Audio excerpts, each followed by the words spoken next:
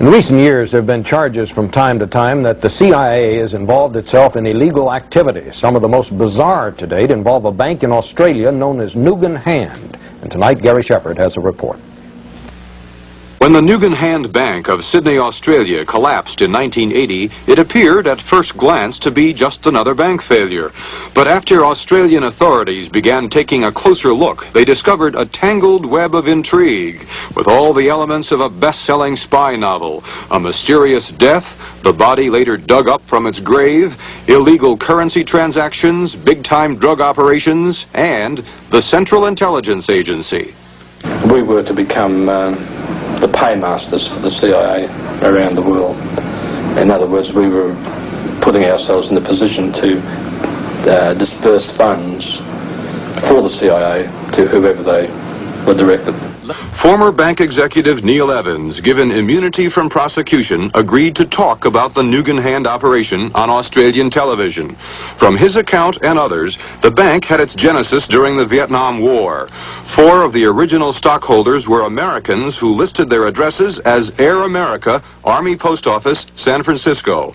Air America was the CIA airline in Indochina, hauling men and supplies on clandestine missions.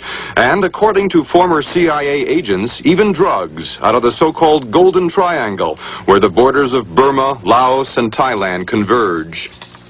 Nugan Hand sent Neil Evans to the Thai city of Chiang Mai, the commercial center of the drug trade. He claims the CIA made millions and used the money to finance some of its secret projects.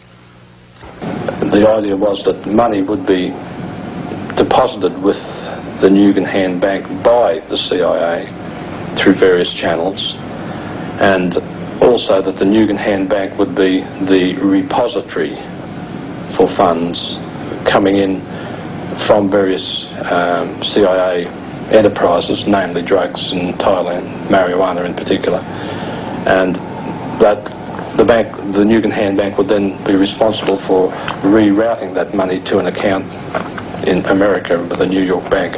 Nugan Hand was not your ordinary bank. There were secret numbered accounts, and hardly any of its top people were bankers. Many were American civilians and former high-ranking military officers with ties to U.S. intelligence. When they found the body of Australian businessman Frank Nugan, the bank's chairman, shot to death a few months before the bank went under, they discovered in his pocket the business card of this man, William Colby, former director of the CIA. Nugan's partner was Michael Hand, an American Green Beret who served 2 tours in Vietnam, one of them for the Central Intelligence Agency. He disappeared a short while after the bank collapsed and is now believed to be dead. Australian newspapers reported a connection between Nugan Hand and the U.S. Navy's super-secret intelligence unit known as Task Force 157.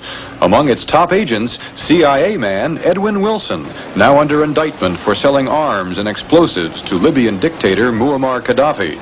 And a man named Patry Loomis has also been implicated. He was the apparent CIA Nugan Hand go-between. It was Loomis who helped Wilson recruit a team of Green Berets to train terrorists in Libya.